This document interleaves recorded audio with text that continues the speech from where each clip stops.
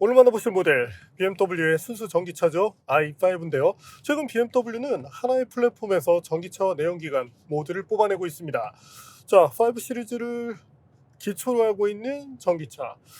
근데 지금 뭐 실내 공간이나 여러 가지 부분에서 내연기관과 그렇게 크게 다르다는 생각은 들지 않는데요.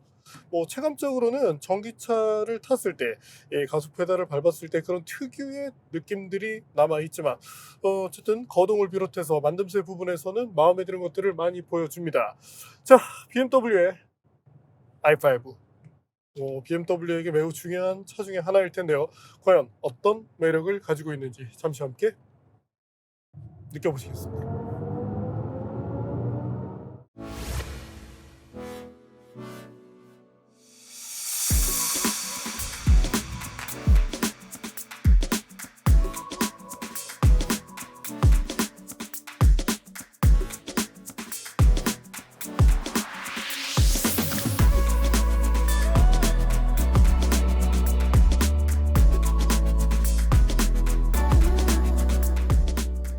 BMW는 최신 자동차를 설계하며 내연기관과 전기차를 겸하도록 하고 있는데요. 대표적인 모델이 2022년에 나왔던 7 시리즈였죠. 2023년 하반기에 출시된 5 시리즈도 하나의 플랫폼 안에서 두 가지 파워트레인을 모두 사용할 수 있도록 했는데요. 지금 보시는 것은 전기차인 i5입니다. 그런데 지난번 저희가 소개해드린 내연기관의 530i 대비 차이가 나지 않죠? 오늘 보시는 것은 e드라이브 40 버전으로 i5의 중심 모델입니다. 트림은 베이스를 시작으로 총 3가지로 분류되고요. 고성능 지향형의 M60도 있습니다. 전면 디자인은 스포티하게 다듬어져 있는데요. 헤드램프 속 데일라이트도 화살표 모양으로 변했는데 앞으로는 다양한 BMW 모델에 이런 내용이 그대로 적용됩니다. 키드니 그릴도 큰 사이즈로 들어갔는데 아이코닉 글로우라 불리는 조명 기능이 있고요. 하단 범퍼는 M 스타일이라 조금 더 역동적인 모습을 보여줍니다. 그릴 안쪽에 I라는 표식을 제외하면 내연기관 모델과 차이가 거의 없죠? 측면부는 내연기관 모델과 완전히 동일합니다. 직선과 면을 강조한 디자인인데 강해 보이는 모습이죠? 후륜 구동을 기본으로 하기에 앞뒤 비율도 좋은 편입니다. 필러에 5라는 숫자를 넣어 이 차가 5 시리즈 등급이라는 것을 보여주고 있고요. 휠은 19인치인데 모델에 따라 큰 사이즈가 채용되기도 합니다. 근데 휠 사이즈에 따라 주행 가는 거리가 크게 달라진다는 것을 꼭 기억하실 필요가 있습니다. 후면에서 눈에 띄는 것은 가로줄로 멋을낸 테일램프인데요. 그 주변부는 평이하지만 하단을 스포티하게 다듬어 나름대로 M 스타일의 이로님을 보여주도록 했죠. 범퍼 하단에 좌우측을 보며 머플러가 있는 것처럼 보이지만 당연히 막혀 있습니다. 다만 하이그로시 패널을 많이 썼기 때문에 작은 스크래치에 주의가 필요하고요. 실내는 잘 정리된 모습입니다. 두 개의 디스플레이는 요즘 다수의 브랜드들이 쓰는 형식이죠. 계기판은 12.3인치, 센터에 14.9인치 디스플레이를 썼는데 이것은 다른 BMW 모델들과 같은 내용이죠. 그래도 8.5 버전의 iDrive를 사용했고요. 기본 인터페이스는 8.0과 크게 다르지 않지만 공조장치 등 일부 편의성을 높인 것이 8.5의 특징이죠. 스티어링 휠은 D컷 스타일인데 조금은 크게 느껴집니다. 7 시리즈급에서는 그러려니 했는데 5 시리즈에서는 확실히 크게 느껴지고요. 조작성도 조금은 애매한 느낌이 있습니다. BMW는 스포티한 차를 잘 만드는 브랜드니까 기존의 원형을 유지하되 디자인만 달리했다면 어땠을까 싶네요. 버튼 수를 많이 줄였는데 그래도 사용성은 그대로 유지돼서 좋고요. 운전석과 조수석을 감싸는 대형 앰비언트 라이트는 최신 BMW 모델들의 공통점인데 조금은 과한 느낌이 듭니다. 그래도 각 디테일 자체가 아쉬운 편은 아니었고요. 변속은 자그마한 레버로 하게 되는데 그 덕분에 주변부가 시원해졌습니다. 그러나 기존의 막대형이 더 낫다고 얘기하시는 분들도 있어요. 주변에는 인포테인먼트 컨트롤에 쓰이는 다이얼이 위치합니다. 그런데 요즘은 터치로 다 되기 때문에 사용 빈도가 높지는 않고요. 시트는 무난합니다. 적당한 쿠션감을 가졌지만 그렇다고 푹푹 꺼지는 타입은 아니고요. 헤드룸도 무난하며 시트 포지션 설정 때 어색함도 없었습니다. 뒷좌석도 넉넉한데요. 최근 차들이 그렇듯 차체가 커진 것이 그 이유죠. 이번 5 시리즈만 해도 이전 대비 전장 8cm 이상, 전고 및 전폭도 3cm 또는 그 이상으로 늘었습니다. 그래서 그런 이점이 공간 확대로 나왔고요. 뒷좌석 전용 구성으로는 공조장치 조작부와 USB 포트, 히팅 기능 정도가 있습니다. 트렁크를 볼까요?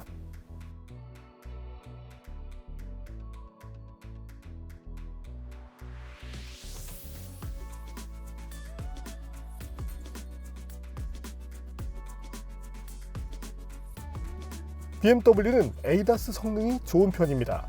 한때 벤츠에 밀리는 느낌도 보였는데 요즘은 적극성에서 더 앞서가는 모습을 보여주죠.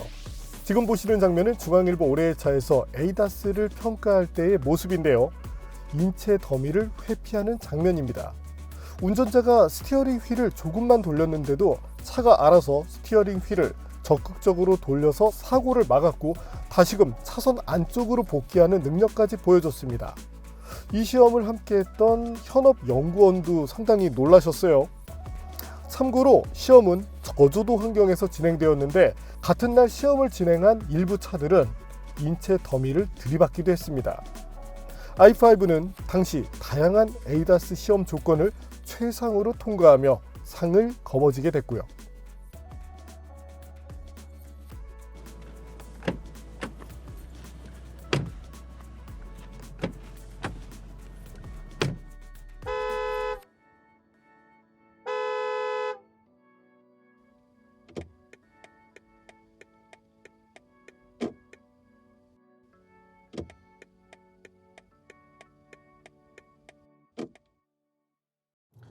전기차들이 이점을 보여주는 영역이 있죠.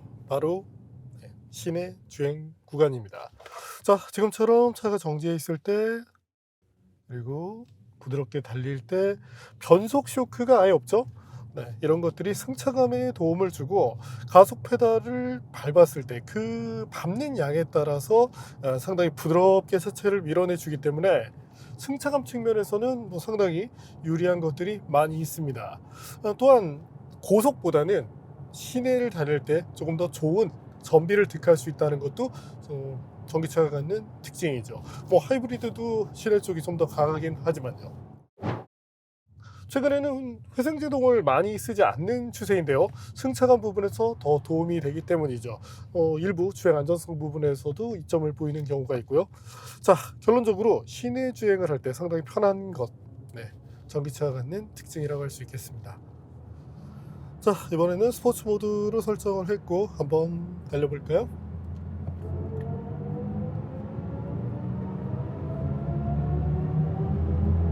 현재 i5는 e드라이브 40 모델이죠. 모터의 출력은 340마력, 최대 토크 40.8kg 폴스미터를 낼 수 있습니다. 이미 지금 최고 속도에 도달했어요. 자, 스피드미터 상으로 195에서 한 6, 지금 이제 7까지 올라갔는데, 여기까지가 최고 속도 한계라고 보면 됩니다. 물론 이제 상급의 M60 같은 경우는 230km까지 달릴 수 있긴 해요. 근데 전기차로 이 고속주행을 계속 한다는 것이 도달 자체는 최고속에 빨리 이르지만 이 전력 소모량이 많기 때문에 이런 주행을 하시는 분들이 사실은 많지 않습니다. 굳이 이렇게 최고 출력을 쓰는 환경이 있다면 이제 어쩌다 한번 친구 태웠을 때, 야, 전기차 느낌 한번 볼래? 훅 밟았을 때, 물론 이건 타이칸으로 가도 그렇고 다른 전기차로 가도 대부분 그렇습니다. 왜냐면 주행거리가 짧아지는 부분에 대한 충전에 대한 스트레스가 여전히 존재하기 때문에 이렇게 과속을 하는 분들은 사실 많지 않죠. 자, 그래도 좀 다른 점들이 느껴지는 것. 자, 지금 이렇게 속도를 유지해서 코스를 돌고 있을 때 확실히 고속주행 안정감이 매우 좋습니다. 그리고 지금은 M 패키지가 적용된 모델인데 그래도 의외로 이 서스펜션이 약간은 부드러운 느낌을 보여주고 있거든요. 사실 필요 이상으로 하드할 필요가 없는 차잖아요. 왜냐면 e드라이브 40은 일상을 위한 선택인데 그런 점들을 감안했을 때 지금 서스펜션의 세팅이 조금 더 이상적이라고 평하고 싶네요. 자, 적당히 부드럽고, 그리고 직진성은 역시 그 차를 만드는 그 노하우가 많은 브랜드답게 최고의 수준을 보여줍니다. 거의 지금 스티어링 휠에 조작력이 없잖아요. 이런 것들이 이제 차를 만드는데 기본이지만 또 어려운 부분인데, 역시 BMW는 이런 부분들을 잘합니다. 뭐 메르세데스나 아우디도 이런 부분 잘하고 있죠. 포르쉐는 당연히 말할 것도 없고요. 자, 고속도로에 올라서 주행하고 있을 때 전비도 5km 이상을 볼 수 있습니다. 환경에 따라서는 조금 더 나아지는 이런 거리를 볼 수 있긴 하지만, 평균적으로 정속주행 환경 안에 있을 때 시속 100km 정도로 정속주행을 할 때는 여러분들이 대략적으로 한 5km를 상회하는 정도의 수준을 갖는다고 봐주시면 되겠습니다. 그나저나 이 스티어링 휠이 전 여전히 좀 크게 느껴져요. 이게 잡히는 부분도 너무 이제 두툼하다 보니까, 물론 이제 사람마다 이제 손의 크기가 좀 다르긴 하지만 이렇게 좀 그립감 자체 이런 것들이 좋게 느껴지진 않네요. 자, 이번에는 BMW가 매우 잘하는 영역이죠. 핸들링을 한번 점검해 보도록 하죠. 브랜드마다 특색이 있습니다. 예를 들어 메르세데스는 고속주행 안정감, 물론 최근에 나왔던 일본 모델들은 좀 실망감을 많이 줬지만 대부분은 고속주행 안정감이 매우 좋은 편이에요. 그러면서도 나름대로의 컴포트를 유지해서 이 소비자들이 벤츠에 바라는 그 기대감을 충족시켜준다는 그 특징을 갖게 되고, 아우디는 뭐 사륜구동 시스템으로 유명하죠. 기계식 사륜구동 시스템을 통해서 지금은 이제 전자제어 장비의 도움을 또 많이 받기도 하지만 안정감 그리고 트랙션 확보 부분에 있어서는 아우디 쪽이 좋은 모습을 보여줍니다. 의외로 기계적 감성이 남아 있어서 이 운전을 하는 동안에 맛이 제법 나는 것도 아우디의 특징이고요. 자, 반면 BMW는 자사의 소비자들이 뭘 좋아하는지 잘 알고 있습니다. 자, 적당히 스포티한 느낌. 자, 지금은 이제 스포츠 모드에 있고, 그래서 자, 살짝 뒤를 날려주는 이런 능력을 보여주는데, 물론 노멀 모드에 있으면은 이런 것들이 진행되지도 않죠. 물론 노멀 모드에 있다면 미끄러지는 건 나오지 않지만 일단 제법 즐길 수 있게끔 만들어 놨다는 점이 특징이네요. 자, 그리고 한 가지를 감안해야 될 게 이 모델에 따라서 휠 사이즈가 다르죠. 타이어의 너비도 바뀌는데 지금은 앞뒤 모두 245mm급 타이어를 쓰고 있습니다. 그래서 상대적으로 리어 쪽의 지지감이 조금은 떨어지는 편이에요. 자, 떨어진다는 얘기가 이 275mm급 타이어를 쓰는 것에 비해서 떨어진다는 거지, 차량의 어떤 뭐 스테빌리티, 안정성이 떨어진다고 얘기 드리는 것은 아닙니다. 자, 그럼 지금은 이제 스포츠 모드가 아닌 일반 노멀 모드에서 한번 운전을 해보죠. 아마 이 모드에서 운전하시는 경우가 제일 많을 거예요. 타이어는 미쉐린의 E 프라이머시 전기차 타이어를 쓰고 있고, 제동 성능에서도 이점을 갖는데, 자, 제동 거리 한번 볼까요? 제가 테스트한 결과 제동 거리가 꽤 잘 나왔습니다. 그래서 역시 뭐 브레이크 시스템 자체도 지금 이제 M 패키지니까 좀 좋은 것이 들어갔고, 여기에 이제 종 그립이죠. 앞뒤 방향으로 힘을 받는 부분에서 유리한 이런 타이어가 매칭되다 보니까 확실히 안정감이 좋네요. 자, 이번에 리프트오프 한번 해볼까요?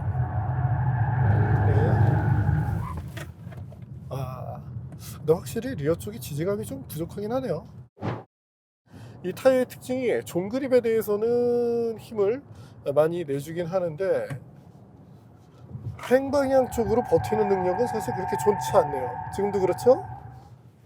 취향에 따라서 조금 이제 나는 BMW를 그래도 핸들링을 즐기기 위해 구입했다 라면 이 지금 타이어보다는 조금 더 측면으로 힘을 좀 받을 수 있는 그런 타이어를 선택해 주시는 것을 추천드리고 싶네요. 근데 이게 전기차건 내연기관이건 스티어링 조작에 따른 민첩함 이런 것들 상당히 좋은 편이고, 기본 성향 자체는 물론 약간 언더스티어로 되어 있습니다. 그리고 이 차량의 리어축, 이 부분이 이제 미끄러져, 후륜구동이니까 이제 가속 페달로 힘을 주면 좀 미끄러져 나가죠. 그런 경우라도 운전자를 당황시키지 않는다는 점이 좋네요. 자, 한번 의도적으로 한번 날려볼까요? 근데 뭐 순간적으로 뭐 카운터량이 많지 않고 운전자가 딱 예상할 수 있는 범위, 그러면서도 후반에 확 하고 잡으면 차량의 주요 안전성이, 이 균형이 무너질 수 있는데, 그런 것 없이 부드럽게, 하지만 최대한 빨리 속도를 제어해주기 위해서 DSC가 노력하는 모습을 보여주네요.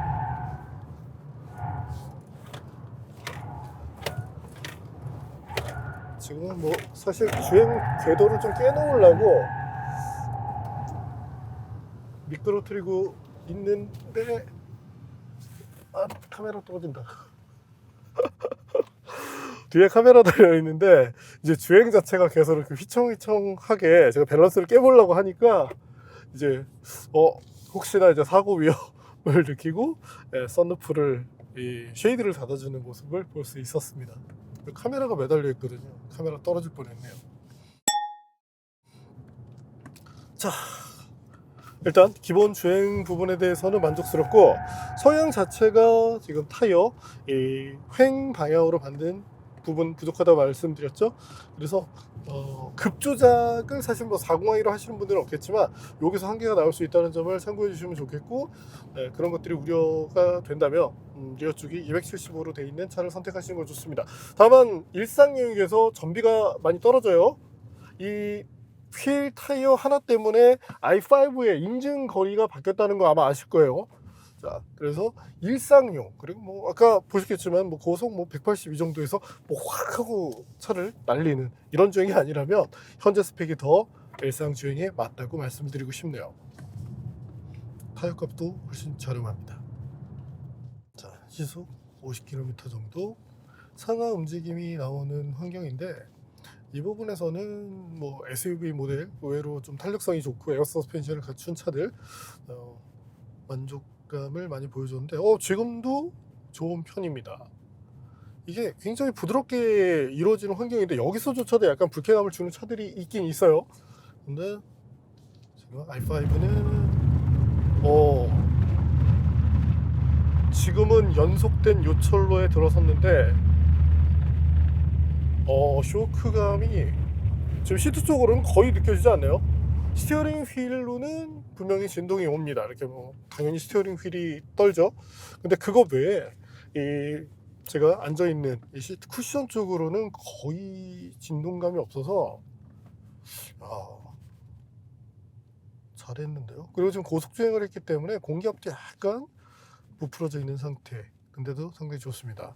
자, 그리고 과속방지 턱은 이건 뭐 국산 차들이 사실 이 다른 건 몰라도 과속방지 턱 기가 막히긴 없는데 지금은 i5도 좋은 능력을 보여주네요. 여기서 강하게 쇼크가 연속으로 퉁퉁퉁퉁퉁 들어오는데 여기서도 잘 잡네요.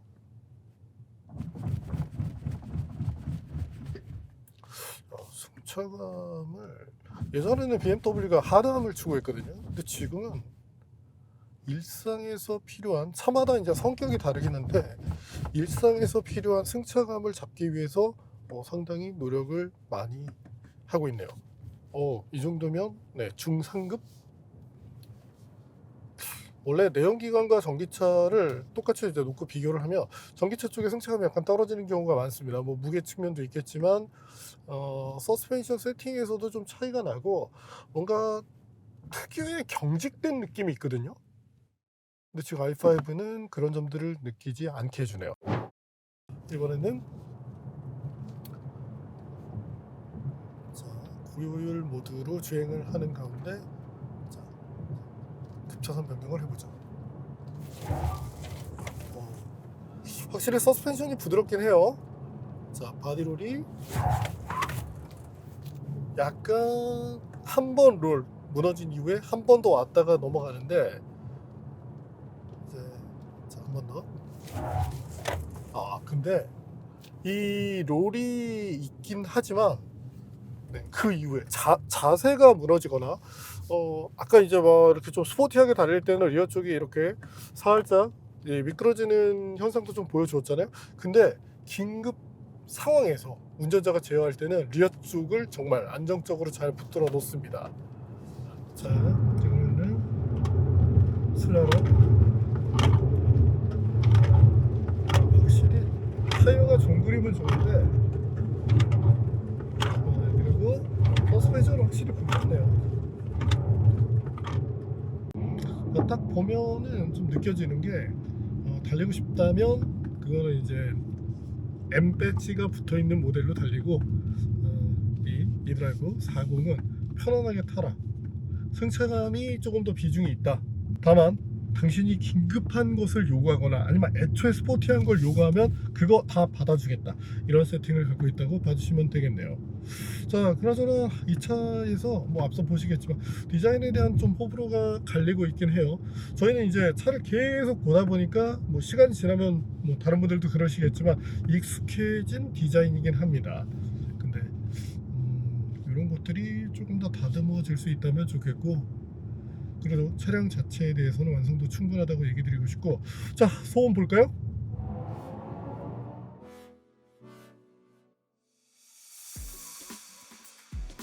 자, 이번에는 i5 이드라이브 40의 가속 성능을 보죠. 오, 기대보다 성능이 좋게 나왔어요. 부스트 모드 쓰는 상태에서 이제 5.5초 정도가 나왔으니까, 지금 이제 부스트 모드 쓰면 화면에도 이제 부스트 모드 쓴다는 이런 것들이 나오는데, 확실히 가속 성능, 요즘은 뭐 BMW도 이 정도 발진 가속 나옵니다 하면 그 성능을 제대로 유지를 해줘서 좋은데, 이번에도 제 성능을 잘 보여주고 있네요.